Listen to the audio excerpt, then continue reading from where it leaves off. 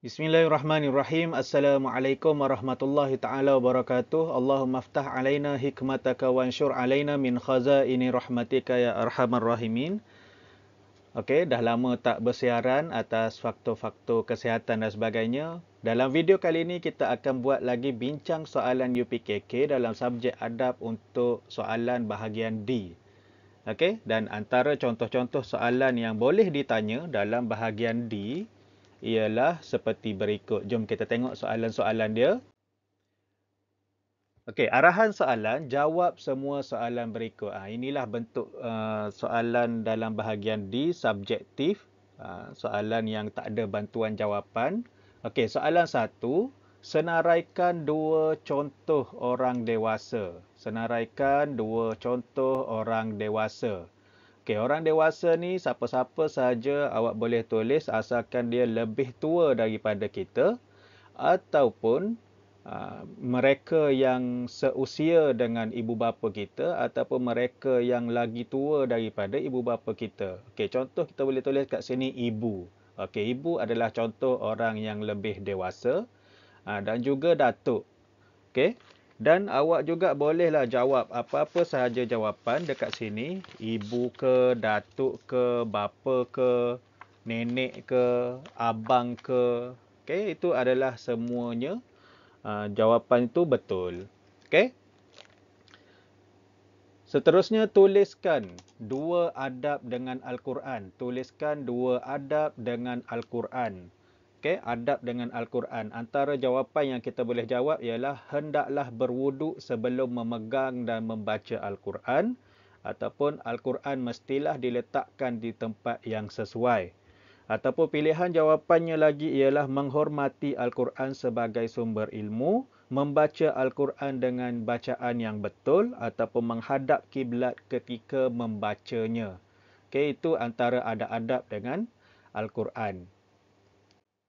Okey, seterusnya, jawab semua soalan berikut. Tuliskan dua perkara yang perlu dihindari semasa belajar. Dua perkara yang perlu dihindari. Kalau soalan perlu dihindari ni adalah perkara-perkara yang tidak beradab tentang sesuatu tajuk tu. Kalau dalam tajuk ni, adab semasa belajar ni, perkara yang perlu dihindari adalah perkara yang tidak beradab. Contohnya tidur, okey? Tidur ataupun yang satu lagi bermain. Tidur ataupun bermain. So awak juga boleh jawab kat sini buat bising, okey? Berbuat bising, mengganggu rakan lain untuk belajar, tidak memberikan perhatian ketika guru mengajar, tidak menyiapkan kerja yang diberi oleh guru, itu adalah perkara-perkara yang perlu dihindari semasa belajar.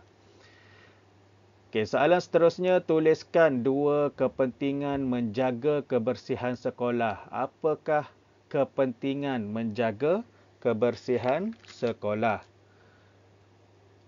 Okey. Yang pertama, ni antara pilihan jawapan yang kita boleh tulis, menjaga nama baik sekolah. Okey, menjaga nama baik sekolah. Yang kedua, menjamin kesihatan dan terhindar daripada penyakit.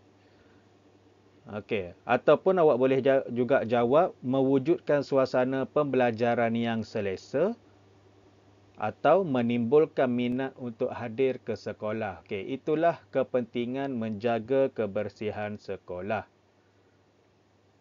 Okey, soalan seterusnya, tuliskan dua adab ziarah rakan sebaya. Tuliskan dua adab ketika menziarahi rakan sebaya. Okey, antaranya ialah berbual perkara yang baik dan berfaedah. Dan yang kedua, memberi salam dan bersalaman dengan ahli keluarga rakan. Okey, ini adalah adab-adab ketika menziarahi rakan sebaya. Okey, kalau tak ingat dua jawapan ni, boleh juga jawab. Okey, antara contoh-contoh lain ialah meminta izin masuk ke dalam rumah, bertanya khabar, duduk di tempat yang disediakan dengan sopan, merendahkan suara ketika bercakap, menghormati ibu bapa rakan dan menjaga maruah diri dan keluarga. Okey, itu antara dua adab. Okey, adab-adab menziarahi rakan sebaya. Okey, soalan seterusnya, nyatakan dua larangan ketika ziarah orang tua. Okey, dua larangan ketika kita menziarahi orang tua.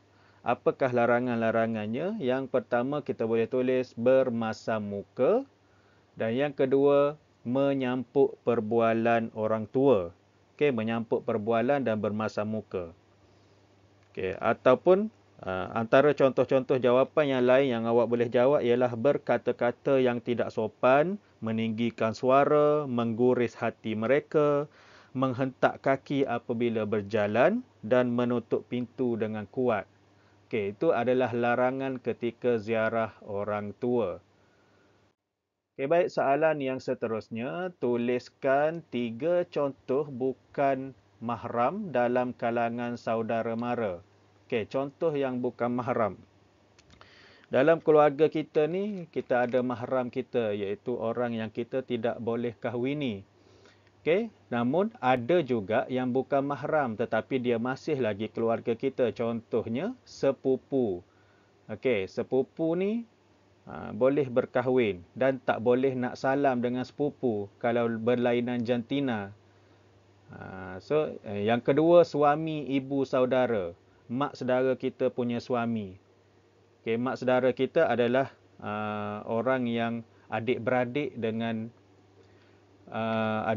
dengan mak ataupun ayah kita. Sekiranya kita seorang perempuan, maka dengan suami ibu saudara tu kita tak boleh nak salam. Okey. Kemudian kakak ipar. Okey, untuk kakak ipar. Kakak ipar ni masih lagi dalam keluarga kita, dia isteri abang kita. So kalau kita ni lelaki, kita tak boleh salam dengan kakak ipar tu. Ataupun kalau kita perempuan, tak boleh salam dengan abang ipar. Okey, tu contoh-contoh bukan mahram dalam kalangan saudara mara. Okey, yang kedua, nyatakan 3 perkara yang akan kamu lakukan ketika ziarah pesakit. Soalan dia bukan main panjang lagi. Apa yang dia nak? Dia nak adalah adab ketika menziarahi pesakit. Dia suruh kita nyatakan 3 perkara yang akan kamu lakukan ketika menziarahi pesakit.